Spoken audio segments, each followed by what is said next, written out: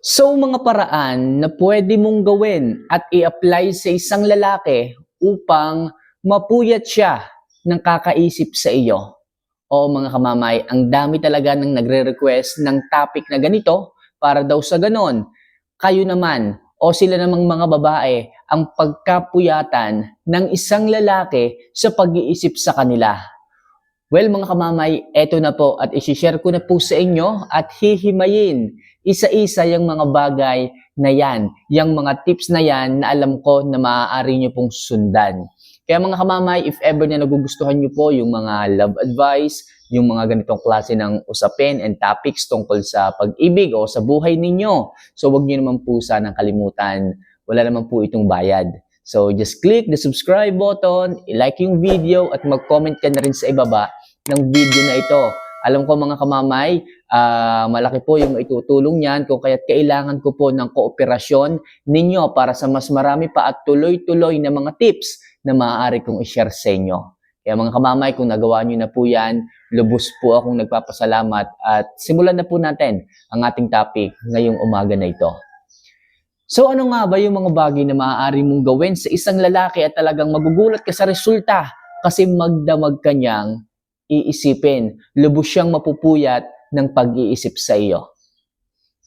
So number 1, minsan huwag ka munang magparamdam gabi hanggang umaga.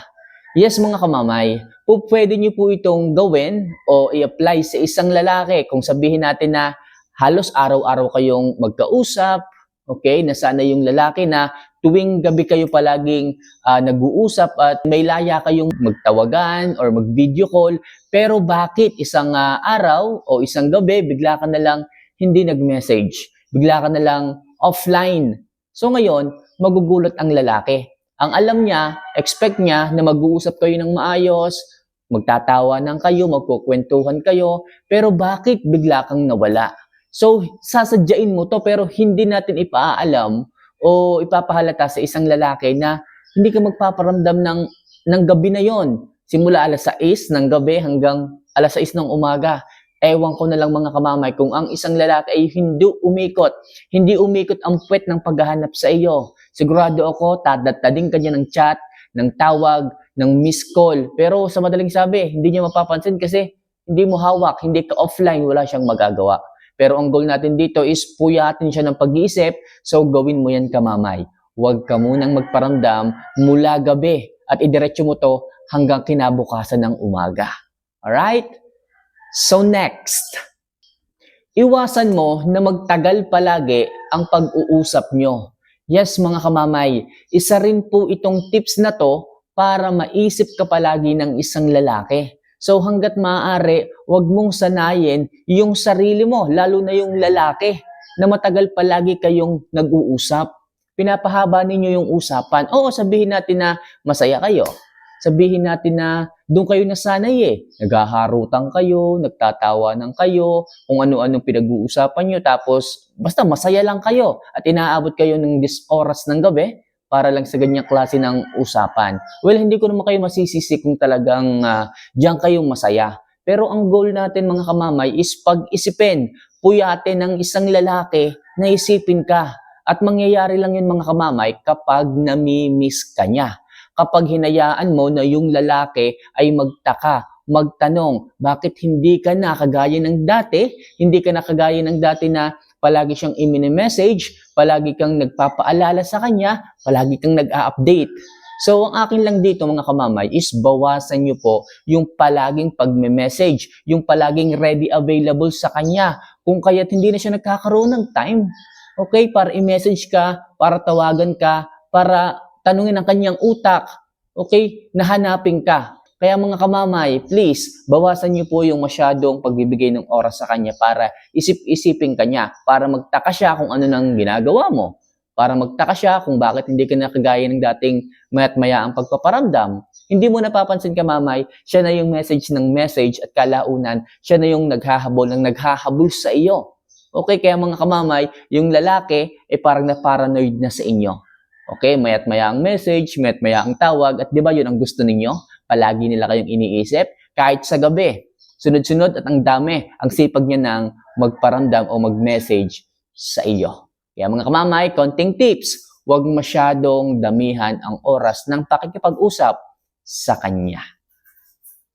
So next, i-delay mo ang pagre-reply at hayaan mong maghintay siya. Opo mga kamamay, makakatulong din po ito. Sabihin natin na nag-uusap kayo at tipong nag-i-enjoy na kayo. Masyado nang maraming ha-ha-ha sa mga reply niya sa iyo. Masyado nang marami ang reply niya, okay, sa bawat send mo ng message sa kanya. Isa pa lang yung isinesend mo, yung reply niya, yung tanong niya, 3 na or 5 na.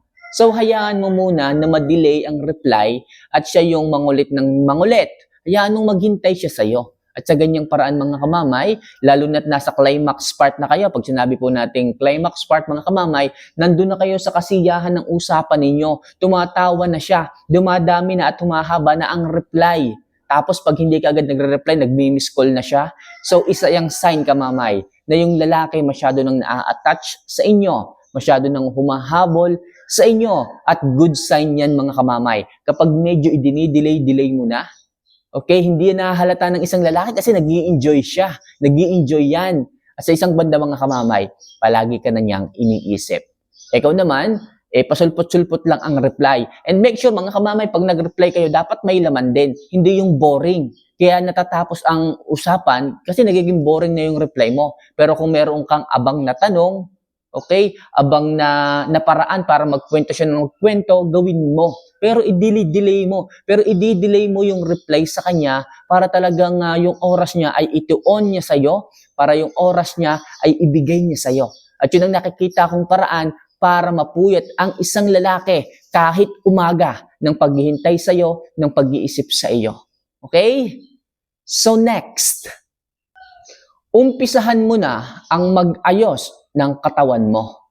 Bilang isang babae mga kamamay, isa to sa napakaraming asset na po pwede niyong pagtuunan ng pansin, yung inyong mga katawan.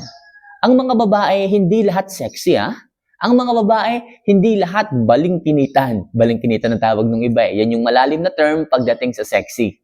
Pero kamamay, kung ikaw ay isa naman sa mga babaeng yon, sabihin natin na 40% ng mga kababaihan sa mundo ay sexy, then yung 60% is hindi sexy, sabihin natin na isa ka sa binigyan ng pag-asa o isa ka sa masuswerteng babaeng may baling-kinitang katawan. Sigurado ako mga kamamay, hindi lilipas ang mga panahon na hindi ka maiisip ng isang lalaki. Mga lalaki yan. Boys are boys, men are men's. Kapag nakita nilang sexy ka, nahuhumaling siya sa iyo, malamang sa malamang, walang oras na hindi kanya isipin. Walang oras na hindi kanya tawagan.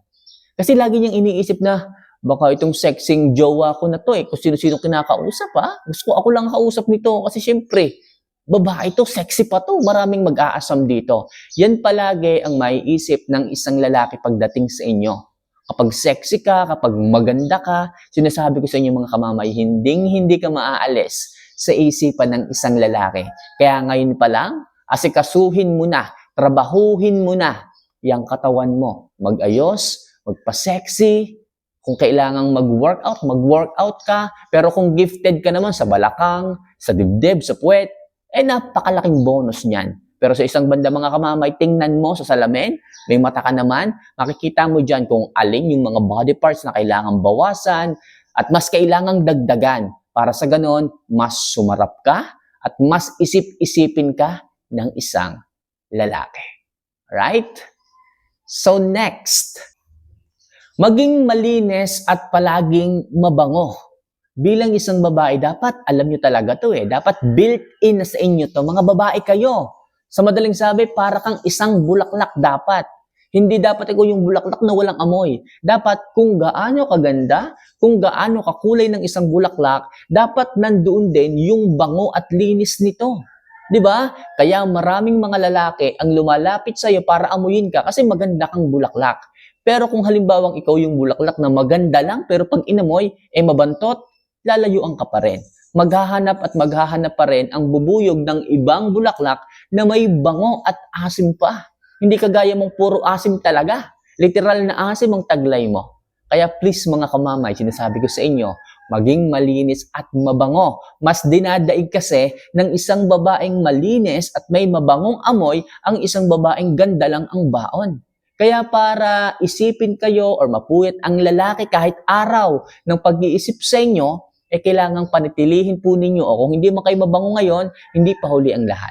Okay? Hindi pa huli ang lahat para i-improve ang inyong amoy, ang inyong scent, ang inyong aroma at yung kalinisan ninyo sa inyong katawan. Kasi yung pagiging mabango, yan ay kapatid ng pagiging malinis. Kapag malinis ka sa katawan, possible, magiging mabango ka rin. At kabaliktaran nito, kung madumi ka sa katawan mo, lamang talaga sa malamang na hindi ka ganun kabango. Kasi ang amoy, nakadepende yan sa kalinisan ng isang tao o ng isang bagay. Kaya mga kamamay, kung gusto mong kapuyatan ka kahit araw ng isang lalaki sa pag-iisip, dapat i-maintain mo ang bango at kalinisan sa sarili mo. So mga kamamay, yan lang muna siguro ang ilang mga love advice na maaari kong i-share sa inyo upang talagang hindi mapigilan ng isang lalaki ang isipin ka. Talagang mapupuyat kahit araw ang isang lalaki sa pag-iisip sa iyo. So mga kamamay, sana makatulong po ito.